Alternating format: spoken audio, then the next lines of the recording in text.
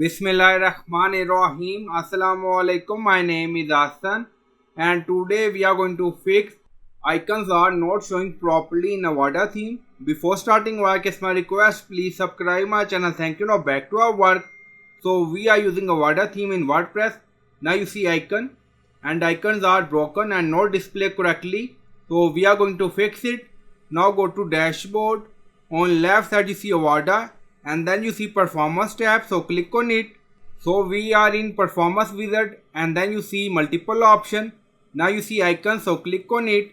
Now you see font awesome and then you see font awesome version 4 compatibility. Enable this option and then click on save changes. Now you see save changes done in icon. Now you see finish, so click on it.